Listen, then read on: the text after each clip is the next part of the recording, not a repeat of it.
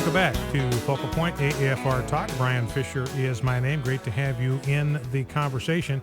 Here'd be something I'd be interested in your take on this. Maybe when we open the phone lines here in a little bit, I'd love to know what you think about this, because I'm entirely in agreement with this legislator from the state of Utah. He believes that we ought to bring compulsory education to an end, that we should no longer make it a matter of law that every child has to attend public school, has to attend school, that we leave that choice up to parents, that it's one thing to make education available to the public. It's another thing to order parents to send their child to a school under some kind of threat of penalty. Now, I know in my home state of Idaho, there's a compulsory attendance requirement through your 16th birthday. You got to go starting at age 7, and you got to go until you're 16. That basically would get you through the 8th grade. The reason for that, I went back and researched it, is they figured that an 8th grade education is what they were aiming for. They wanted everybody in Idaho to have an 8th grade education. This is back when they formed the state in 1890. And they figured by the time you're 16, that's enough time to get through 8 years of education. That ought to be enough to set you on whatever path you want to go. If you want to get more education, you can move on from there. But I agree with this Utah legislator. His name is State Senator Aaron Osmond, calling for an end to compulsory education in the state of Utah. So as a transition, we could make it available, continue to have public education for parents who want it, but then let parents make the choice. Do they want their kids to be educated in the public schools? Do they want to educate them at home? Do they want to take education dollars and spend them at a parochial school or a private school? Let education dollars follow the student, follow the child to the school of the parent's choice, and end this compulsory education business. Let parents make the choice when and where they want their children educated. Now, I want to talk in this segment here. So I'd love to know what you think about that. I'd love to talk in this segment, or I want to talk in this segment about Liz Cheney. This may not be on the radar for a lot of you, but Liz Cheney has decided she's going to run for the Senate seat in the state of Wyoming. She's challenging Mike Enzi, who is the incumbent and generally speaking is a conservative guy. Now, he's not a super conservative. He's got a rating of 67% with the Heritage Foundation, so he's not great on our issues. He's not a fighter. In fact, he has made a deliberate decision, and he's been quite open about this. He does not go on talk shows because he doesn't want to be in a position where he'd have to criticize his colleagues, even if they're absolutely flat dead wrong. Doesn't want to do it. So he's a nice guy, not a fighter. There's a reason you've never heard of him. There's a reason why you've heard of Ted Cruz. There's a reason why you've heard of Rand Paul. There's a reason why you have never heard the name Mike Enzi in your life, because he's not a fighter on the issues that we care about. And Liz Cheney, she's got the pedigree. Her father was Dick Cheney, George Bush's vice president. She's been a spokesman. She's been a contributor on Fox News for a long time. That contract is now ended with her declaration that she's running for office. She can't be a paid contributor on Fox News any longer. But a lot of conservatives like Liz Cheney. She's got some kind of pugnaciousness like her father had. She's a fighter. You know that she'll go to the mat for the things that she believes in, just like her father did. She's not going to take anything off of anybody. And the problem then is you have to ask the question, what is she going to fight for? What will she fight for? If she's a fighter, if the apricot has not fallen far from the tree, what are we going to get with a Liz Cheney in the United States Senate? Is it going to represent an upgrade? Now, a lot of conservatives like Liz Cheney because she is strong on national defense and national security, just as her father was. She wants a strong military. She wants a vigorous military. She wants a military that is ready to defend our interest no matter where in the world they are threatened. Now, I'm sure I've got some differences with her. She's probably more inclined to be interventionist than I am. It's my conviction that we should not put our young men and women in harm's way unless it involves a vital interest of this country. That's what our military is for. It's to protect our national security. And so we shouldn't be intervening. We shouldn't go into Syria. We shouldn't have gone into Libya. We shouldn't go into Egypt. That's their country, their sovereign territory. Let them take care of their own internal problems, and we'll worry about our national defense.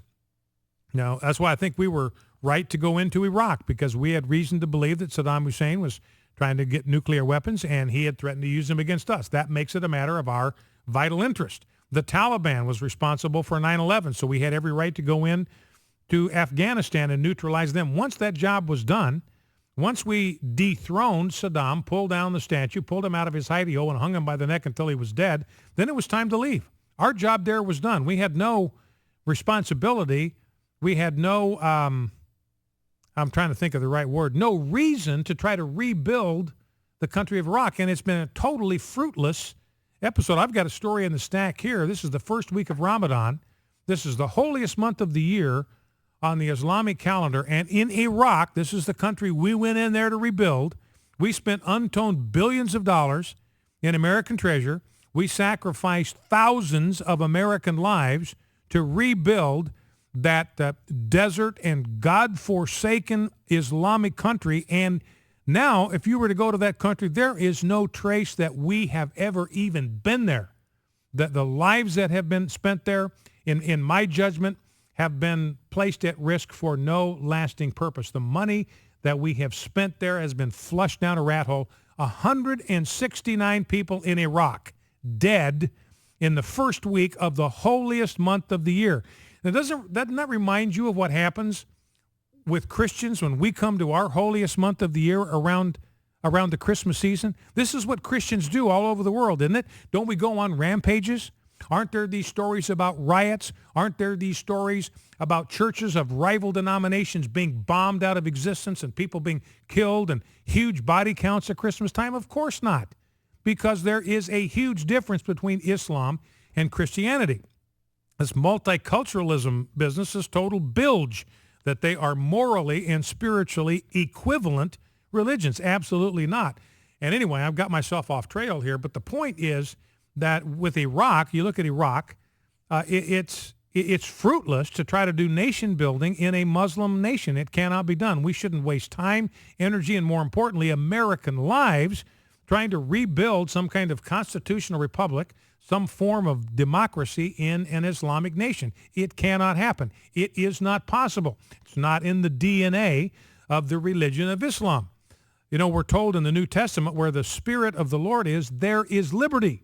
So that's why we've got this passion, we have this hunger, we have this drive in America for freedom and for liberty. Where does that come from? It comes from the Spirit of the living God, because Paul says, where the Spirit of the Lord is, there is liberty. That, by the way, was that verse was one of the mantras, one of the slogans of our battle for independence back in 1776. Where the Spirit of the Lord is, there is liberty. We're being subject now to tyranny from the crown. That's contrary to what the Spirit of the Lord is energizing us to pursue. So she's probably more inclined, Liz Cheney probably more inclined to be activist and use military power to intervene in places that I would not be for. I think we get in, we get out, we neutralize the threat, and we leave.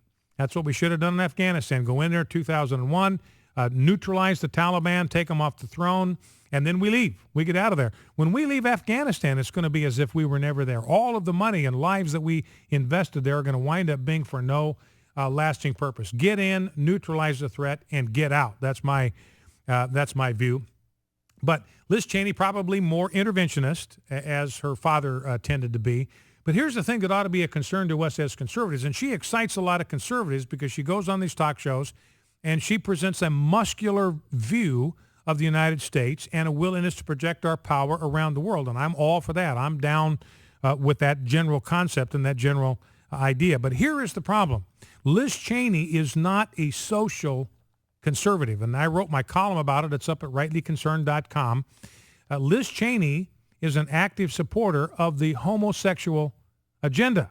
Now, not a lot of people know this about her. She's conservative when it comes to national defense, but not on social issues. And let's not forget that genuine conservatism has three stools. Remember Ronald Reagan's three stools: family values or social conservatism, strong national defense, and smaller government, limited government. Those are the benchmarks of conservative political philosophy. And the third leg of that stool, social conservatism, Liz Cheney doesn't have it. The leg of that stool is out. Now, Mike Enzi, despite his liabilities, voted against ENDA. This is the Employment Non-Discrimination Act. He voted against it in committee. This is a terrible, terrible piece of legislation. It sounds good, the Employment Non-Discrimination Act, but it would threaten every Christian business owner with a business-ending lawsuit anytime he made values an issue in hiring and firing policy. If a transgendered guy showed up at work one day wearing a dress, high heels, and earrings, and the guy runs a Christian bookstore, let's say, or he's just a Christian guy running a trucking company, and he says, you can't come to work dressed like that. You're a man. I'm going to expect you to come to work dressed like one. And the guy says no, and he gets fired. If ENDA passes, that business owner could be put out of business. He'd be sued. The law would be on the side of the one that wanted to dress like a woman and wear earrings and lipstick to work. And every values-driven business owner in America could be subject to a career-ending lawsuit if ENDA goes through. Well, Mike Enzi recognizes the problems with it, voted against it. Liz Cheney very likely would vote for it. In fact, some of the gay activists are supporting her candidacy, or they're saying she's not as bad as Enzi because she could be what they call a stealth vote for LGBT rights, or a sleeper vote. That's what Daily Kos said, a sleeper vote for LGBT rights. Now, she supports the homosexual agenda, and I've got one soundbite here. I'm not going to have time to play it before the break, but Amy, if we could get this thing queued up and ready to go. It's clip number 9, the Liz Cheney soundbite on gay marriage. She is, in effect, a supporter of homosexual marriage. You will hear the soundbite when we play it after the break, where she was given at least 2 opportunities to say that she opposed same-sex marriage. This was in a television interview from 2009. She passed. She whiffed on both of those questions. She would not declare herself, which tells you that at the end of the day, she is for sodomy-based marriage. That's where she is going to come down. Now, she supported Don't Ask, Don't Tell, the repeal of the ban on open homosexuality in the United States military. Right now, we've got a huge problem with sexual assault in the military. 55 to 60% of all of the sexual assaults in the military done by homosexuals. It was a bad idea. She was for it back in